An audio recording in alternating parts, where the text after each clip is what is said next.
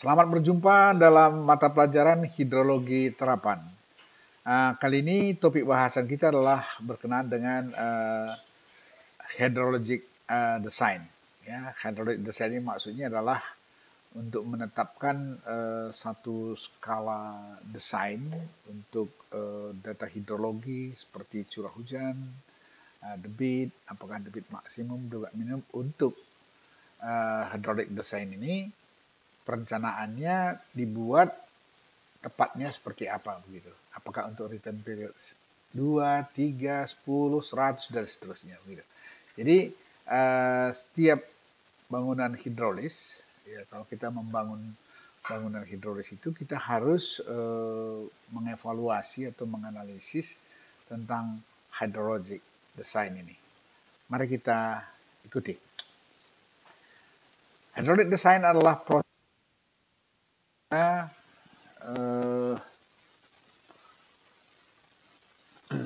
Hydraulic design adalah proses. Saya lihat ini adalah proses penilaian daripada pengaruh kejadian-kejadian hidrologi. Kejadian-kejadian hidrologi maksudnya adalah kejadian yang sudah berlalu ya pada sistem sumber daya air dan memilih besaran. Ini yang penting ya, memilih besaran variabel-variabel kunci yang memadai daripada sistem tersebut. Ada yang saya sebutkan tadi. Artinya dari event-event hidrologi yang kita amati atau punya data kita tentang itu, kita harus melakukan evaluasi atau analisis untuk memilih besaran yang cocok ya. Kemudian hydraulic design dipergunakan untuk membuat dan mengembangkan rencana pengembangan bangunan hidrolis seperti tanggul banjir atau meningkatkan pengelolaan program sumber air yang sudah ada. Artinya rehabilitasi atau improvement atau development gitu ya. Misalnya dengan penyediaan bantaran banjir, floodplain di sekitar sungai untuk mengurangi pembuatan tanggul atau bangunan banjir lainnya. Nah, jadi ini semua itu harus didasari oleh variabel-variabel yang dipilih berdasarkan kejadian-kejadian masa lalu. Tujuan daripada perencanaan dan pengelolaan sumber daya air dapat dikelompokkan secara garis besar menjadi dua, yakni satu, ini yang umum ya, pengendalian air atau water control, pemanfaatan air atau water use. Jadi water control itu biasanya mengendalikan air yang berlebih, seperti banjir ya. Jadi gangguan genangan atau nuisance itu biasanya berhubungan dengan apa? Drainase, flood control, pengurangan polusi, pengendalian serangga, pengendalian sedimen, dan pengendalian salinitas air. Ini bagian dari water control. Kedua, dalam pengelolaan sumber daya air ini dikelompokkan menjadi water use. Itu pemanfaatan air. Itu berkenaan dengan apa? Air bersih, irigasi, ya. Air bersih ini bisa untuk domestik dan industri. Kemudian bisa untuk PLTA, rekreasi, fishery, dan kehidupan air lainnya, pengurangan dampak kualitas air pada debit minimum atau ya, pada satu pengelolaan sumber daya air. Nah, ini adalah secara garis besar kemana hydraulic design itu kita gunakan. Ya, keperluannya satu untuk pengendalian, satu lagi untuk pemanfaatan. Keduanya ini harus kita pilih variabel yang menentukan dalam perencanaan infrastruktur berkenaan dengan kedua kedua grup penggunaan dan kontrol ini ya. Mari kita teruskan. Nah, sekarang tugas sebagai hidrologis. Nanti mungkin salah satu dari Anda atau mungkin banyak dari Anda memilih bagian yang bekerja ya, bekerja di bidang sumber daya air. Jadi Anda mungkin sebagai hidrolog ya. Jadi tugas hidrologis itu adalah baik untuk grup yang pertama, control ataupun water use, tugas seorang hidrologis adalah sama. Ya, ini pertama adalah apa? Untuk menentukan atau mendetermine desain inflow. Desain inflow itu bisa dalam bentuk curah hujan, nah, itu kan curah hujan atau debit sungai. Kemudian menelusuri routing, aliran yang melalui satu sistem. Jadi aliran yang melalui satu sistem itu biasanya sungai itu menelusuri dari apa namanya dari kondisi yang lama gitu ya, dalam rentang waktu yang lama, penelusuran seperti apa karakter debit tersebut. Itu tugas yang kedua. Tugas yang ketiga mengecek ya, ini mengecek apakah besaran keluaran atau outflow sesuai atau satisfactory. Nah, jadi artinya dengan kita analisa inflow, kita harus cek apakah outflow-nya itu atau yang kita harapkan itu terpenuhi atau tidak gitu. Jadi nah, baik untuk excess water, yaitu kita berbicara dengan Q maksimum rencananya, dan water uses kita mungkin Q minimumnya gitu ya. Jadi tetap prosesnya sama untuk mendapat. Jadi perbedaan antara kedua kasus atau grup tersebut adalah bahwa untuk water control biasanya berhubungan dengan kejadian yang ekstrim pada durasi yang pendek. Nah, biasanya seperti itu. Jadi durasi pendek maksudnya itu adalah hidrografnya pendek. Jadi bisa puncak-puncak debit banjir gitu ya. Jadi bisa mewakili dalam satu tahun itu bisa diwakili oleh satu besaran gitu contohnya ya. Sedangkan desain untuk water uses berkenaan dengan hidrograf aliran atau flow hydrograph yang lengkap sepanjang tahun. Nah, jadi ini perbedaannya. Kalau kita bicara dengan water uses, kita harus mempunyai hydrograph yang panjang dalam satu tahun, mulai Januari sampai dengan Desember gini ya. Ini. Kalau dia debit Q, kalau curah hujan dia I gitu ya. Nah, kalau kita bicara tentang yang water control, itu dia sesaat gitu ya. Jadi sesaat, jadi bisa kita ambil hidrograf yang puncak ini. Mungkin ini hanya dalam rentang sekian jam gitu ya. Gini. Nah, jadi ada perbedaannya.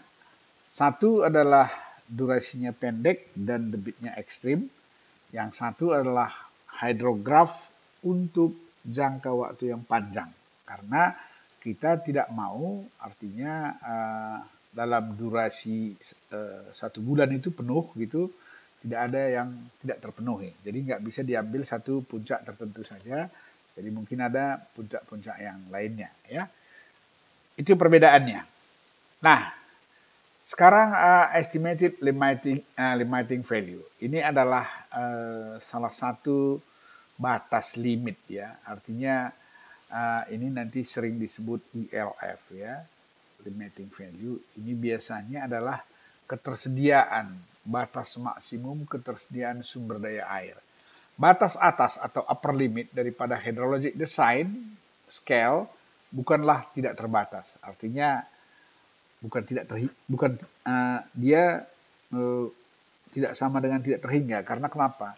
Karena total air di planet ini sebenarnya dalam siklus hidrologi totalnya adalah konstan. Berarti dia terbatas juga. Karena total kuantitas sirkulasi air di planet bumi global adalah konstan, ya. Gitu.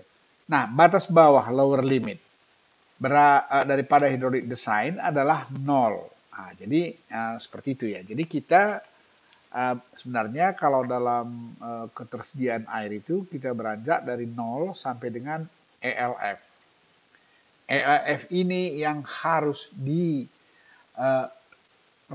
atau didesain, diestimate untuk keperluan baik kontrol maupun untuk water use. Jadi walaupun batas upper limit umumnya tidak diketahui untuk keperluan praktikal atau practical purpose, suatu estimasi besaran upper limit bisa diperoleh. Estimated value (ELF) ya, estimated limiting value didefinisikan sebagai kemungkinan magnitude terbesar daripada sebuah event hidrologi di suatu tempat tertentu berdasarkan informasi hidrologi yang baik, yang paling baik. Ya, jadi artinya ELF itu didefinisikan sebagai kemungkinan magnitude atau kejadian besaran terbesar ya yang terjadi dalam sebuah event hidrologi di tempat tertentu. Ya, itu definisinya ELF. Nah, ilustrasi hydraulic design untuk berbagai keperluan tersebut itu bisa diilustrasikan seperti tabel ini ya. Coba perhatikan ini tabel. The range of uncertainty for the ELF depend on D. 1. Reliability of information. Jadi maksudnya tingkat ketidakpastian daripada ELF tersebut tergantung kepada 1. Reliability of information. Artinya keberadaan daripada informasi hidrologi. Informasi event hidrologi. Artinya ada tidak gitu. Jadi kalau informasi hidrologinya langka, maka uncertainty-nya, ketidakpastian ELF-nya itu pun makin besar. Kedua, technical knowledge, pengetahuan ya. Pengetahuan teknis untuk bidang hidrologi itu diperlukan. Karena tanpa pengetahuan hidrologi yang cukup, nanti perhitungan ELF-nya pun bisa melenceng. Kemudian yang ketiga, accuracy of analysis. Mungkin saja kita sudah mengerti dan memahami tentang ilmu hidrologi, tetapi dalam melakukan analisis mungkin kurang akurat. Ya, kurang akurat itu bisa karena toolsnya atau kelalaian atau kurang cermat gitu ya. Nah, jadi jika ketiga aspek tersebut di atas baik, ya, artinya cukup semuanya dengan baik, maka ELF juga makin baik.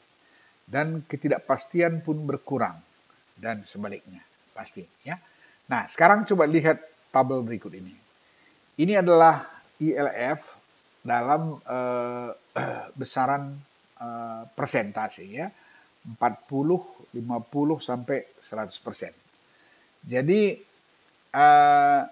ini ya, kalau kita mendesain return period untuk minor structure contohnya ya.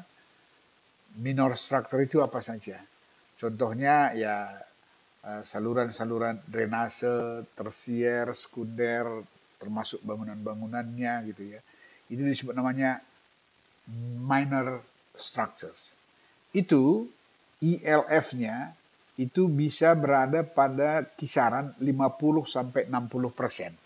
Atau bisa juga dalam bentuk return period ya, dalam bentuk return period itu berada pada kisaran 100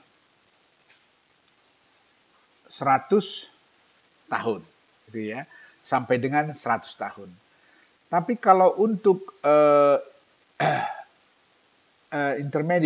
intermediate structure yang menengah sifatnya, yang umurnya lebih panjang dan dampaknya juga lebih besar terhadap lingkungan, ya, maka itu umumnya harus di atas 60 mendekati 80% ELF-nya. Jadi ketepatannya itu ya, setidak-tidaknya sudah harus mendekati 50%. Dan umumnya return periodnya pun itu meningkat dari mulai 100 sampai 1000. Kemudian Mayer structure. Ini bangunan utama biasanya umpamanya kalau membuat waduk yang besar atau waduk yang raksasa seperti itu ya. Yang kalau umpamanya rusak atau gagal itu bisa membuat kerugian yang sangat besar. Maka itu disebut Mayer structure. Itu harus ILF-nya benar-benar perfect. 100%, dan itu memerlukan data yang 3 ini ya, reliability, technical knowledge, orang ahlinya cukup, dan tools untuk menganalisisnya harus baik. Sehingga dengan demikian ILF-nya itu certain, pasti. Dan untuk ini biasanya return periodnya pun itu sudah unlimited. Jadi biasanya itu mahal karena dia disebut Mayer structure. Nah, ini ilustrasi hydraulic design scale untuk berbagai keperluan. Ya, jadi kalau lihat besaran ini tergantung kepada yang 3 ini. Bisa kita dapatkan reliability-nya itu di mana gitu. Kalau umpamanya hanya 10% reliability-nya, berarti kita kan berada di sini kan. Desain apapun susah itu. Karena debit yang kita pakai itu kalau hanya ILF-nya kebenarannya hanya 10%, itu bikin bangunan apapun susah. Karena itu nanti sering gagal. Ya, fungsi dari bangunan itu sering gagal. Itu artinya. Tapi kalau ILF-nya sudah sampai di level yang paling tinggi atau akurasinya paling baik, maka untuk mendesain atau membangun infrastruktur sumber daya air tersebut itu lebih perfect ya. Lanjutkan. Nah, sekarang tadi di sini ada garis besar ini ada probability ya. Nah, kalau kita lihat secara umum ya, probability untuk perencanaan infrastruktur, kalau digunakan probability ini sebagai base limit, artinya dasar untuk menentukan limit untuk water control structure, ya, berarti untuk access water ya, maka pada tabel ini secara umum dapat dilihat sebagai berikut. Coba perhatikan ya. Highway culvert ya. Ini highway culvert. Ini bisa dalam low traffic, intermediate traffic, dan high traffic. Jadi artinya jalan raya yang volume trafficnya tinggi, sedang, dan rendah. Itu untuk mendesain culvert itu bisa digunakan return period seperti ini. Untuk yang low traffic 5-10 tahun. Kalau untuk medium sedang 10-25, dan untuk yang high itu 50-100 tahun. Ini yang umum digunakan untuk return period dari debitnya yang melewati culvert itu. Ini secara umum ya. Kemudian highway bridge. Ini ada bedanya ya antara bridge sama culvert. Kalau bridge itu sungai, kalau culvert itu umumnya adalah untuk drainase ya. Highway traffic itu hanya di bridge dibikin adalah secondary system dan primary system. Jadi kalau secondary system anak sungai, kalau primary system itu adalah main river. Jadi untuk itu, untuk secondary system 10-50, dan untuk primary system 50-100. Debit yang mengalir di bawah kolong jembatan itu, ya. Jadi itu artinya adalah profil di bawah jembatan. Nah, sekarang kalau untuk farm drainage ya, farm drainage ini biasanya untuk pertanian atau lahan untuk pertanian. Itu untuk culvert itu 5-10 ya, untuk ditch atau saluran itu 5 sampai 50. Itu biasanya saluran pembuang gitu, saluran drainase pada farm drainage atau drainase lahan pertanian ya. Kemudian ada urban drainage, itu biasanya adalah drainase perkotaan.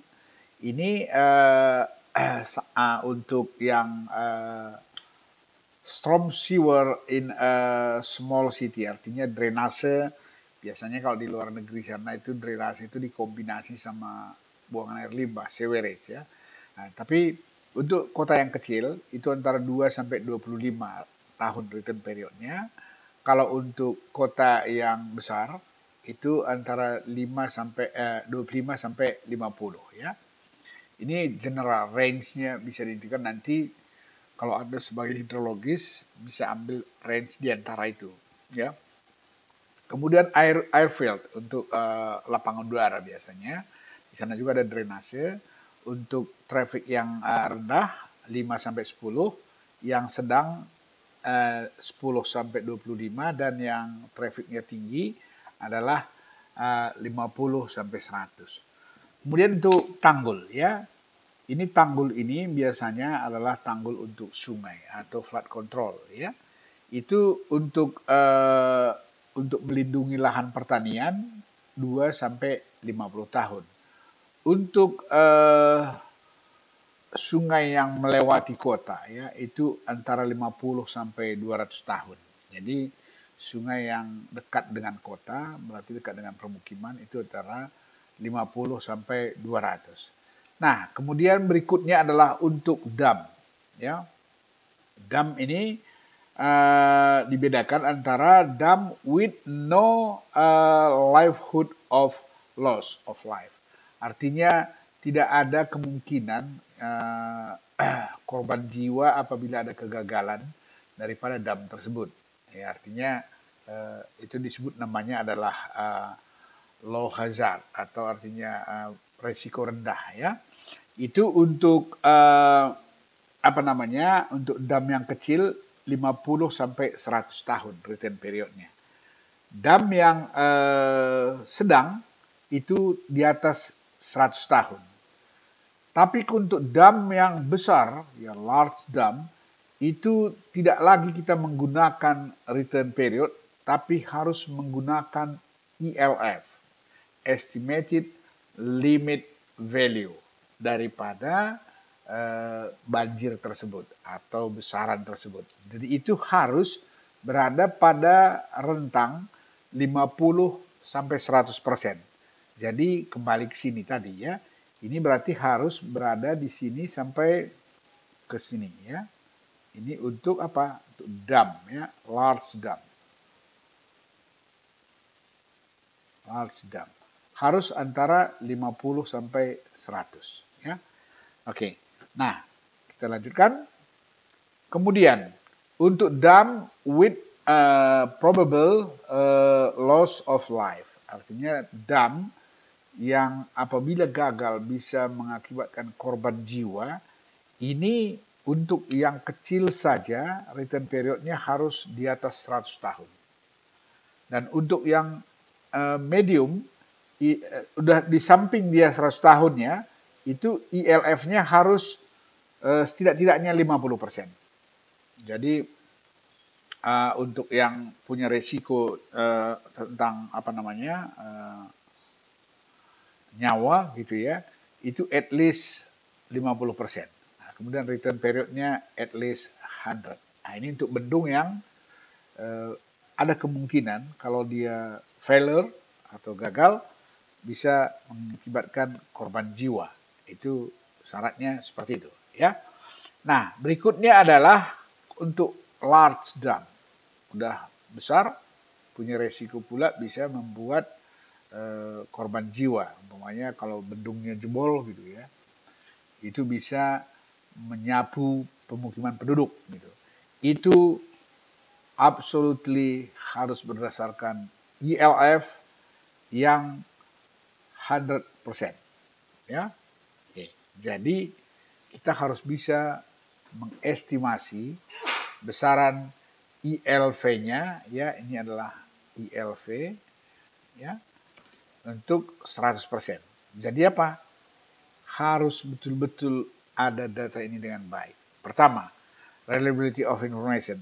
Data event hidrologinya lengkap dan cukup panjang, gitu ya. Kemudian tenaga ahlinya harus benar-benar teruji, cukup, dan tools untuk menganalisisnya harus benar-benar tersedia sehingga tidak ada kemungkinan untuk meleset sehingga ELV-nya bisa diperoleh dengan akurat ya. Jadi ini untuk ini karena ini menyangkut nyawa orang ya. Kemudian satu lagi, dam with high livelihood considerably loss of life. Jadi ini adalah yang lebih berat lagi dari ini adalah sangat tinggi kemungkinan untuk korban jiwa gitu. Kalau ini tadi ada kemungkinan, kalau ini sangat tinggi. Itu harus dilakukan untuk yang dam kecil saja harus ILF-nya antara 50 sampai 100 dan untuk medium sama large harus 100%. Nah, ini adalah cara untuk menentukan besaran excess water yang kita perhitungkan untuk mendesain hydraulic structure untuk berbagai keperluan berdasarkan probabilitas dan ILF ya. Nah, jadi perhatikan ini tidak selamanya kita bisa bergerak di bidang ini di hidrologi ini dengan mengandalkan teori kemungkinan saja, tetapi harus untuk hal-hal yang berbahaya untuk publik itu harus berdasarkan estimasi ILF yang akurat ya. Nah, sekarang design for water use. Ini adalah untuk pemanfaatan. Desain untuk water use ditangani dengan cara yang sama dengan water control. Perhatikannya sama dengan water. Kecuali bahwa perihal ini berkenaan dengan kekurangan air atau insufficiency dibandingkan dengan kelebihan air excessive water pada water control ya jelas ya. Kalau kita mengontrol kelebihan air atau air terlalu banyak itu kita berbicara tentang dampak rusaknya. Tapi kalau kita berbicara tentang pemanfaatan, kita berbicara tentang tidak terpenuhinya atau insufficiency. Karena kekeringan untuk rentang waktu yang panjang ditemui bahwa hanya beberapa data yang ditemukan pada hidrologi event. Nah, ini kendalanya, ya. Ini kendalanya karena dalam beberapa event hidrologi mungkin dalam 1 tahun tidak ada yang negatif gitu ya. Tidak ada yang betul-betul draft, artinya kering. Nah, sehingga sementara kita harus bikin hydrograph untuk tahunan, rentang panjang. Oleh karena itu, ya, lebih sulit memperoleh tingkat desain kekeringan, drought design level dengan frekuensi analisis, terutama jika desain event hanya tersedia untuk beberapa tahun saja, ya. Nah, umpamanya untuk mendesain pengadaan air bersih contohnya. Jadi kalau kita hanya punya hydrologic event atau kejadian hidrologi yang kita rekam atau kita record pendek, susah untuk melakukan frekuensi analisis atau analisa frekuensi terhadap untuk mendapatkan desain levelnya ya.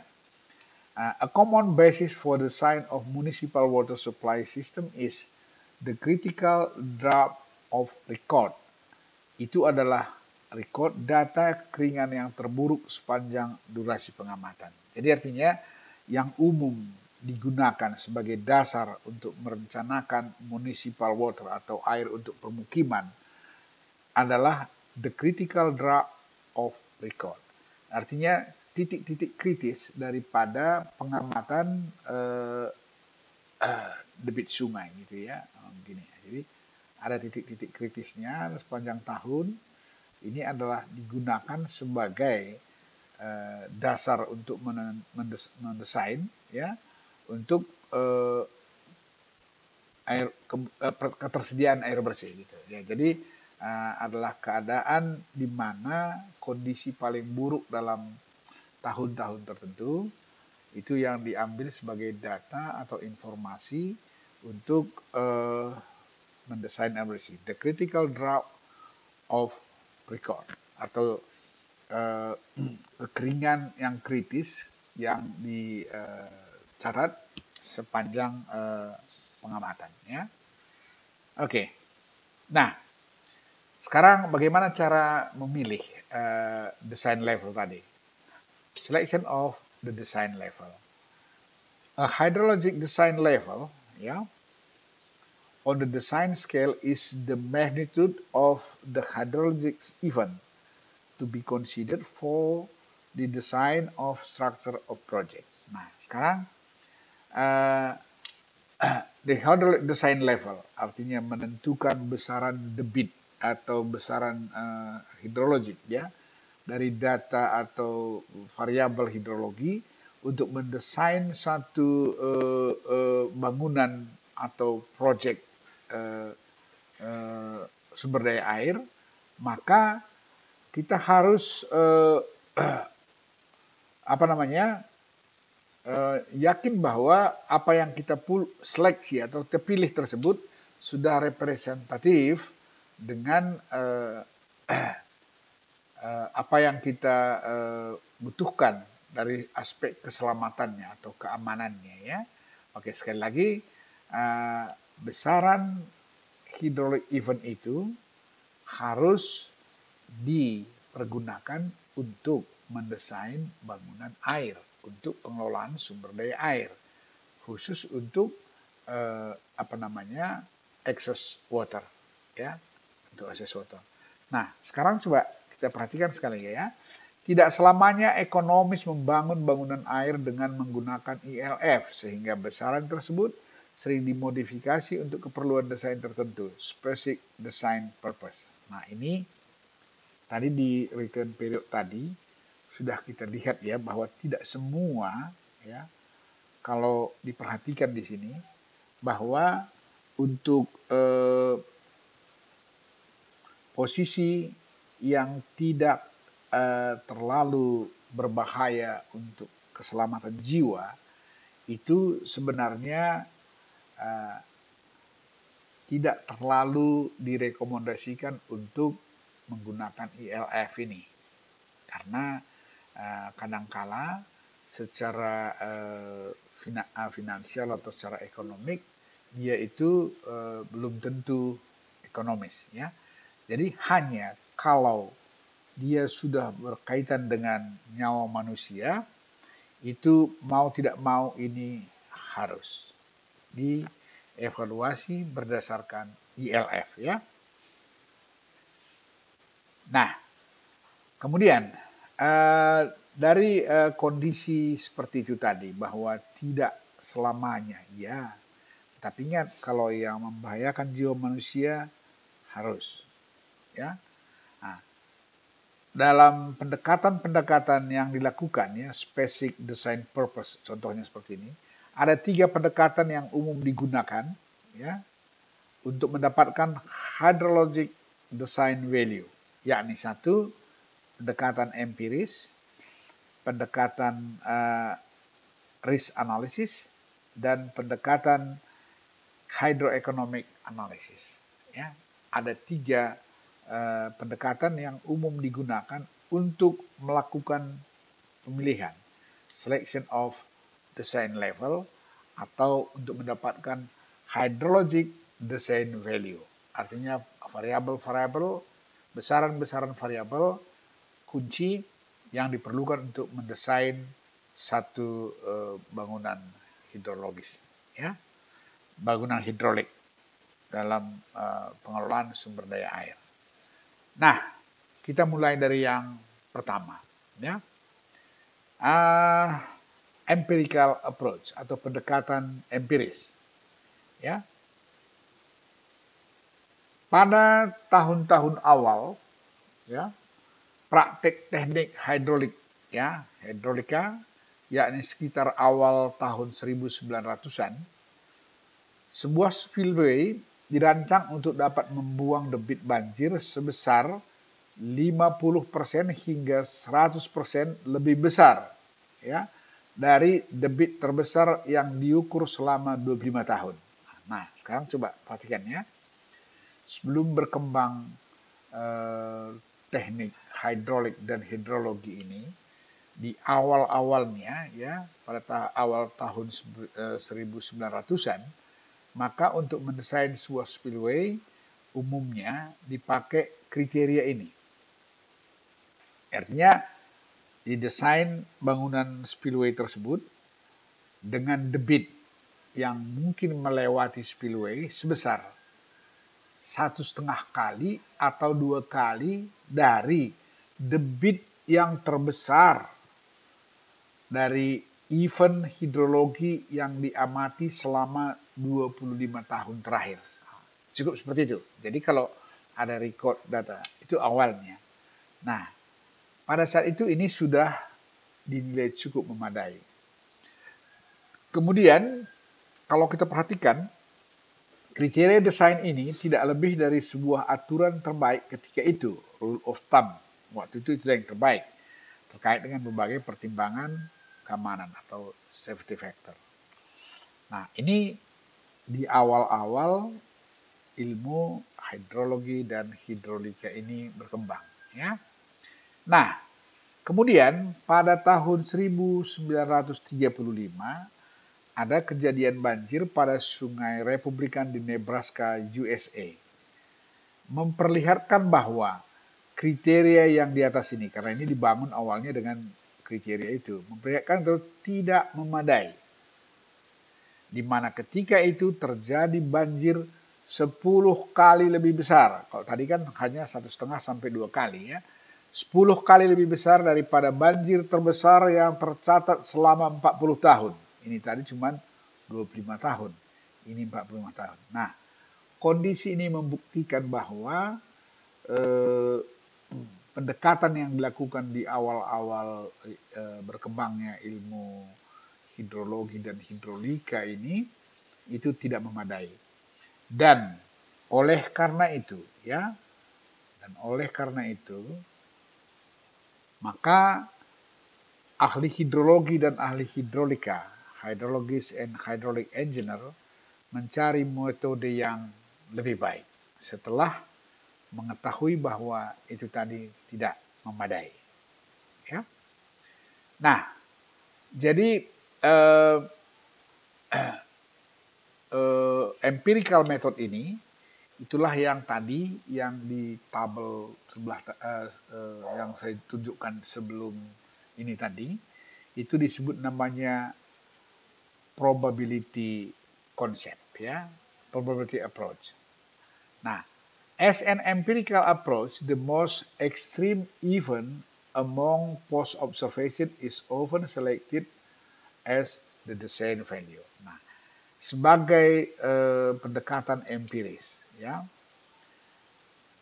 nilai ekstrim yang terjadi di antara pengamatan-pengamatan masa lalu adalah umum, ya, dan selalu dipergunakan sebagai design value. Itu secara empiris. Nah, the probability that the most extreme event of the past 8 years will be equal or exceeded once during the next 8 year can be estimated as. Ini, jadi artinya probabilitas atau kemungkinan bahwa the most extreme event atau kejadian yang paling ekstrim dalam n tahun yang sudah lewat adalah sama atau lebih besar sekali dalam n tahun yang akan datang dapat diestimasi dengan persamaan berikut. Nah, ini tengok ya. Probabilitas n ini adalah pengamatan masa lalu, ya, n besar, dan n untuk prediksi n tahun ke depan sama dengan n per n besar tambah n. Nah, sekali lagi ya, probability yang kita bicarakan adalah tentang water control, berarti excess water. Nah, oleh karena itu maka probabilitasnya harus sama dengan atau lebih besar dari, gitu ya. Dan di sini N ini adalah data yang kita punya di masa lalu, dan N ini adalah jumlah tahun ke depan. Berapa kali kemungkinan terjadi besaran daripada event tersebut dalam N tahun ke depan, N kecil ya. Itu ditulis dalam probabilitas seperti ini, N per N besar tambah N kecil. Dalam probabilitas. Jadi kalau mau dalam persen, ini nanti dikalikan dengan kali dengan 100% ya. Gitu. Gitu. Nah, sebagai contoh ya, umpamanya kita punya data yang kita evaluasi, yang kita gunakan untuk melihat, yang kita gunakan untuk mencari probabilitas ini adalah N tahun ke belakang, N besar. Nah, katakan N-nya 50 tahun. Gitu ya. Kita mau lihat probabilitas yang terjadi ya, tidak-tidaknya sekali dalam 50 tahun ke depan gitu kan. Artinya N sama dengan N kan gitu ya. Nah, 50 tahun yang kita gunakan data masa lalu dan kita forecasting 50 tahun ke depan. Maka dia akan berubah menjadi PNN besar semua ya. Berarti masukkan N-nya N, N. Berarti N per 2N. Berarti 0,5 ya. Kali 100% berarti 50%. Nah, artinya apa? Besaran most extreme value event yang terbesar yang tercatat selama 50 tahun terakhir kemungkinan terjadi pada event hidrologi 50 tahun ke depan adalah 50%. Itu artinya. Ya, itulah empirical approach untuk cara mengestimasi kemungkinan besaran tersebut. Jadi berbeda dengan yang pertama sekali di awal berkembangnya ilmu hidrologi dan hidrolika tadi ya. Nah, ini perkembangan berikutnya ya. Nah, sekarang untuk kondisi yang sebaliknya, ini adalah untuk water use. Tadi kan untuk water control. Water use berarti drought, artinya musim kering atau kekeringan. Nah, sekarang coba kita perhatikan ini ya. If a drought lasting M years in the critical event of record over N years period. Jika kekeringan selama M years, selama M years, M tahun, ya, is the critical event, adalah merupakan kejadian yang kritikal di dalam record data selama N tahun, selama periode N tahun, what is the probability PNMN that a worse drought will occur within the next N year? Sama dengan yang tadi. Berapakah probabilitas kejadian yang worse seperti ini, yang terburuk seperti ini, pada proyeksi N tahun, ya, N tahun sama seperti tadi, N kecil ya, ke depan, gitu ya. Nah, dalam hal ini, the number of sequence of length M in N years of record is N minus M tambah 1. Maksudnya begini, ini M itu adalah sequence number, nomor urut ya.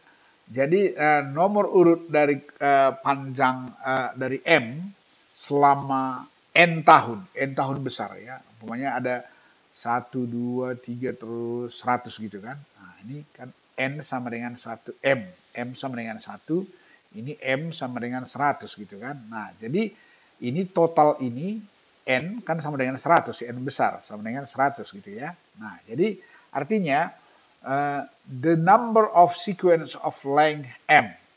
Ya, jadi M 1, 2, 3, 4, 5 dan seterusnya. Dan di dalam N, di dalam 100 data ini adalah sama dengan N kurang M tambah 1. Jadi N jumlah data, M tambah 1 di tempat yang mana dia. Kalau ini 3, ini jadi 4 tambah 1 jadi 4 gitu ya. In n years of record n tambah m tambah 1. Sama dengan itu juga di forecasting. Yang akan datang adalah sama seperti itu. Nah, jadi kalau demikian, peluang bahwa kejadian paling buruk, the worst event, di waktu yang lalu dan di masa mendatang, ya, dikombinasikan akan terdapat pada tahun ke N di masa mendatang dengan probabilitas sebagai berikut. Nah, kemungkinan yang terjadi seperti itu dituliskan dalam bentuk probabilitas persamaan seperti ini, di mana akan sama dengan probabilitas water control apabila M sama dengan 1 atau di tahun di data yang pertama, ya. Kenapa? Karena ini kalau M sama dengan 1 berarti ini kan M ini sama dengan dikurangkan itu nanti sama dengan N di atas dan N tambah N di bawah, ya. Baik. Nah, kita lihat contoh penggunaan daripada drought lasting M years ini, artinya yang musim kering ini, ya. Nah, ini contohnya. Dari sebuah rekod kekeringan atau drought yang diperoleh dari pengamatan hidrologi selama 40 tahun. Berarti ini N besar nih ya. Tahun berlangsung selama 5 tahun. Berarti ini adalah M-nya, itu ya.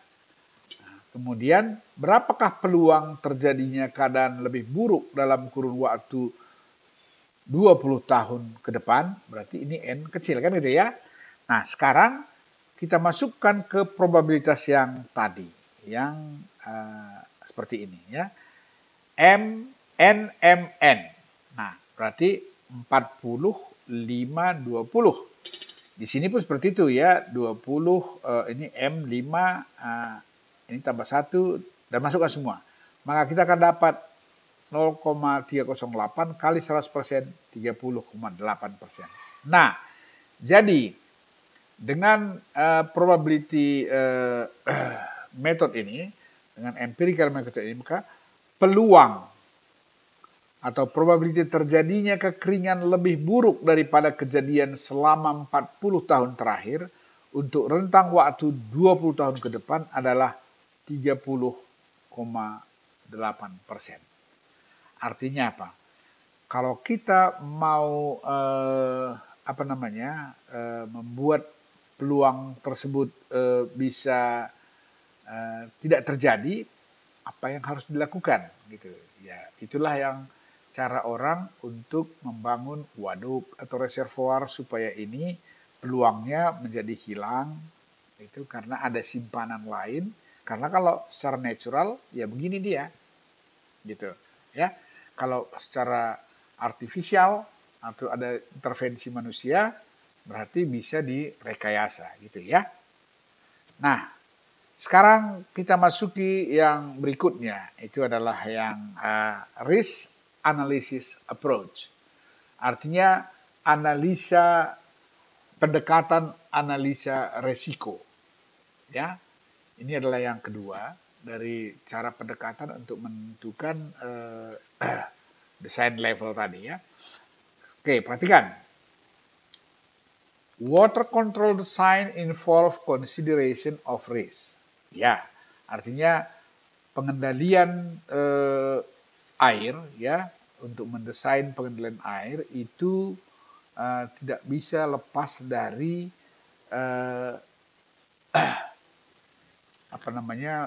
memperhitungkan risiko ya. Jadi perhitungan risiko. A water control structure may fail if the magnitude for the design return period T is exceeded within the expected lifetime of the structure. Jadi artinya dalam bangunan untuk pengendali excess water, kelebihan air ya, untuk return period yang sudah ditetapkan T lebih besar terjadi, itu bisa saja mengakibatkan risiko terhadap gagalnya bangunan tersebut ya.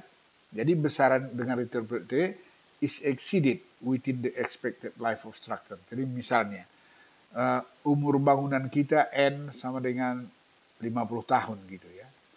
Jadi selama 50 tahun itu bisa saja itu debit yang terjadi melebihi debit yang kita buat untuk QT ini gitu.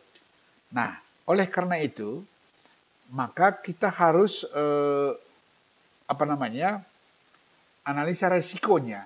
Apa resiko yang terjadi apabila hal itu apabila ini exit, artinya debit yang terjadi dalam di masa datang lebih besar dari debit rencana. Ya, oke. This natural or inherent hydrologic risk of failure can be calculated by the following equation. Artinya, keadaan alam atau sesuatu yang menyatu dengan alam, yaitu hydraulic risk, resiko hidrologi daripada atau kegagalan daripada struktur dapat dihitung dengan persamaan berikut. Ya, ini probabilitas itu sama dengan 1 per return period. Ini adalah rumus umum ya. Probabilitas sama dengan 1 dibagi dengan return period. Ingat itu ya. Jadi kalau ini mau dalam persen bisa dikalikan 100% gitu ya. Tapi probabilitas adalah 1 dibagi dengan return period. Itu rumus umum. Nah, sekarang risk ya, risk ini sama dengan R pakai topi saya buat begini ya supaya sama dengan yang ada di sini ya. Sama dengan 1 dikurang dengan 1 kurang probabilitas debit yang kita pakai itu, atau 1 per return period dibagi di pangkat N. N adalah umur, artinya expected lifetime dari bangunan kita ke depan. Nah, oleh karena itu maka resiko tersebut bisa ditulis dalam bentuk R sama dengan 1 kurang 1 kurang seperti 1 kurang 1 seperti pangkat N. Atau sama dengan ini. Ya. Nah, di sini R ya itu sama dengan 0,63 apabila N sama dengan T. Ya. Atau N-nya besar. N sama dengan T maksudnya T itu return periodnya katakan 50 tahun. Kemudian kita buat N-nya sama dengan 50 gitu, 50 tahun ke depan. Maka dalam hal itu R sama dengan 0,63 atau resikonya adalah 63%. Nah, di dalam grafik ini ya Anda bisa lihat hubungan antara return period T ya dengan design lifetime N, di mana di dalamnya ini grafik ini semua menggambarkan resiko R. Ya, jadi kalau kita misalkan kita ambil untuk lifetime 50 tahun gitu ya. Nah, kita mau untuk return period 50 tahun gini ya. Ini akan kita peroleh besaran resikonya adalah di 60 kan ya. Di antara 60 atau lebih sedikit gitu ya. Nah, kira-kira seperti ini. Jadi Anda bisa menghubungkan antara return period atau design lifetime dengan return period ya. Nah, sebagai contoh ya, ini adalah salah satu contoh yang sederhana.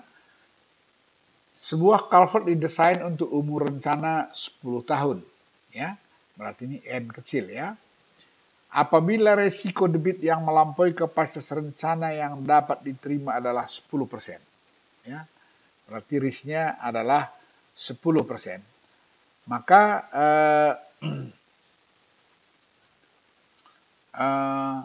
berapa desain return period yang harus dipilih? Berapa peluang culvert yang didesain dengan return period ini tidak melampaui kapasitasnya selama 50 tahun? Nah, ini dua pertanyaannya. Pertama, berapa desain return period yang harus dipilih? Kemudian berapa peluang culvert yang didesain dengan return period ini, maksudnya return period yang terpilih ini ya, melampaui kapasitas penyelesaiannya. Resiko itu adalah sama dengan R1 kurang 1 per T pangkat N 10. Nah, maka persamaannya isi, risknya 10%. Maka T-nya tidak diketahui, ya ini ditanya. Nah, ini diselesaikan, maka kita akan dapat T sama dengan 95 tahun. Dengan T 95 tahun, berapakah peluang ya? Berapa peluang culvert yang didesain dengan return period 95 tahun ya? Tidak melampaui kapasitasnya selama 50 tahun ke depan. Berarti N-nya 50 ya. Nah, kalau begitu masukkan N50, T-nya 95, maka kita dapat peluangnya 41%. Ya. Jadi dengan demikian bahwa peluang kegagalan culvert tersebut dalam kurun waktu 50 tahun ke depan adalah 41%. Ini contohnya. Nah, yang terakhir, hydroeconomic analysis approach. Ini perhatikan ya. Jadi hydroeconomic ini begini. Artinya memperhatikan kerugian akibat kegagalan gitu sebagai investasi. Sehingga dengan ini ditambahkan dibandingkan dengan benefitnya, apakah ini menguntungkan atau tidak gitu ya. Jadi the optimum design return period can be determined by hydroeconomic analysis. If the probabilistic nature of hydraulic event and the damage that will result it occur are both known over the visibility range of hydraulic event. Nah, artinya apa? Optimum design return period dapat ditetapkan atau diperoleh dengan menggunakan hydroeconomic analysis approach. Jika probabilitas daripada event hidrologi secara alamiah dan kerusakan yang diakibatkan oleh event kejadian hidrologi tersebut diketahui selama rentang waktu hidrolik event yang dianalisis, maka cara ini bisa digunakan sebagai teknik untuk menetapkan desain return period. Nah, sekarang perhatikan ya, jika return period ditingkatkan, maka biaya bangunan hidrolik juga bertambah, pasti. Karena pasti debitnya, segala gaya yang bekerja pada bendung, kalau kita bangun bendung pasti tambah besar. Tetapi tingkat kerusakan diharapkan berkurang karena diperoleh perlindungan yang lebih baik. Ya, jadi dia lebih affordable. Ya, artinya biaya untuk konstruksi lebih besar, tapi biaya untuk menanggulangi dampak kerusakan lebih kecil. Tapi totalnya kan ditotalkan kan dua-dua ini kan biaya ini. Untuk membangun pun biaya kerusakan juga adalah biaya kan gitu. Jadi keduanya ini sesungguhnya harus dijumlahkan. Mana yang paling kecil penjumlahan kedua ini, itulah yang optimum. Ya, jadi kalau di titik itulah optimum. Di mana itu terjadi, return period itu disebut namanya adalah design return period. Nah, dengan mengasumsikan biaya pembangunan dan nilai kerusakan atau biaya akibat kerusakan dalam basis tahunan, maka design return period dengan minimum total cost dapat diperoleh. Itu yang saya sebutkan tadi. Nah, kalau demikian, coba perhatikan grafik ini. Grafik ini memperlihatkan bahwa ini adalah annual accidents probability. Ini adalah probabilitas untuk excess water, untuk control water ya. Adalah probabilitas yang kita buatkan untuk mendapatkan satu hubungannya dengan damage atau kerusakan yang diakibatkannya. Ya, memperlihatkan hubungan antara kerusakan damage dengan probabilitas. Damage ini kan cost. Ya, kalau kita ambil probabilitasnya apa namanya kecil besar, ya ini kerugiannya kecil. Kalau probabilitasnya kecil, maka risknya besar. Jadi sama seperti tadi, memang begitulah hubungannya. Nah, jika desain magnitude event sama dengan XT, ya, maka bangunan akan terlindungi apabila X lebih kecil dari XT, pasti. Karena kita desain berdasarkan XT. Tetapi tidak terlindungi jika X lebih besar, pastilah. Seperti itulah memang kondisinya. Nah, sekarang coba lihat.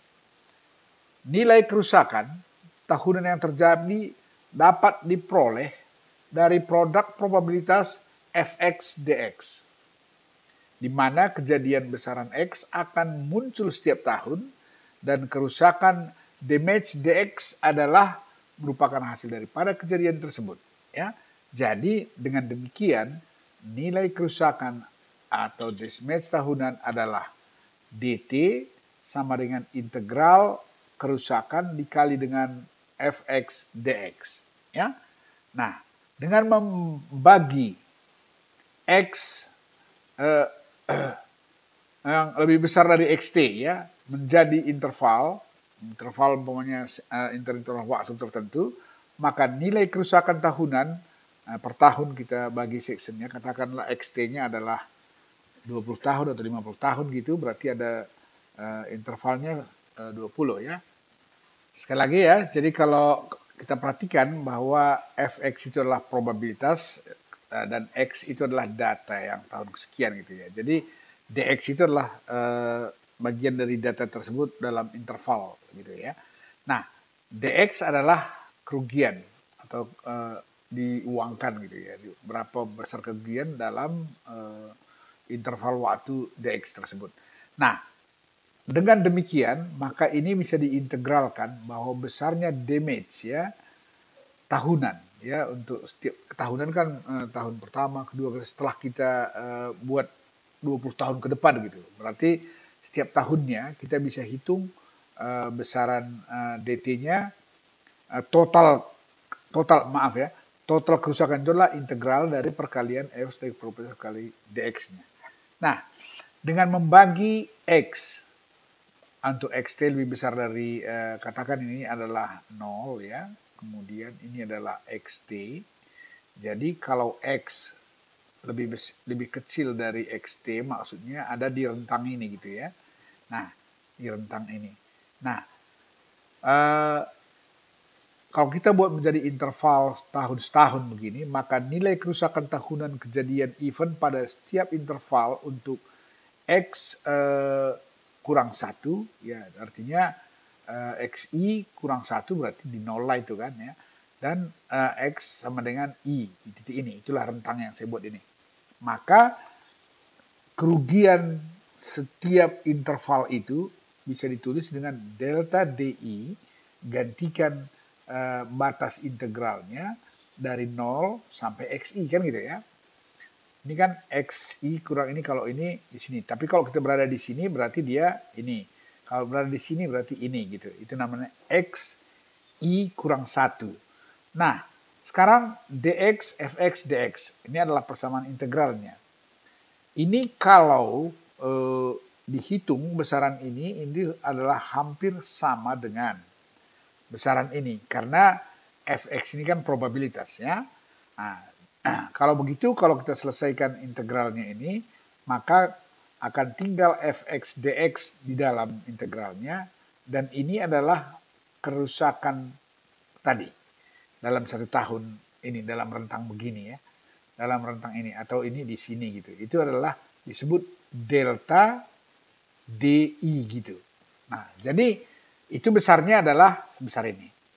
Nah, dan kalau dijabarkan bisa seperti ini, dan kalau fx-nya dirubah menjadi probabilitas, maka ini fx dx itu adalah p probabilitas x untuk lebih kecil sama daripada xi ya, dikurang probabilitas x lebih besar dari xi kurang 1. Jadi dalam setiap intervalnya ini gitu ya. Nah, ini adalah besarnya kerugian atau damage yang terjadi tahunan ya. Nah, karena PX probabilitas X yang lebih kecil dari XI kurang probabilitas X lebih kecil dari XI kurang 1. Itu adalah sama dengan 1 kurang P kalau lebih besar. Kan itu sama kebalikannya aja ya. Nah, probabilitas P X lebih besar dari XI kurang 1 kurang. Ditambahi harga satunya aja. Ya, karena kebalikan dari lebih besar dari lebih kecil menjadi lebih besar. Maka akhirnya bisa kita tuliskan ya untuk delta DI sama dengan DXI kurang 1, DXI per 2 ya, dikali dengan probabilitas X lebih besar dari XI tambah 1, kurang 1 dan probabilitas X lebih besar dari X1.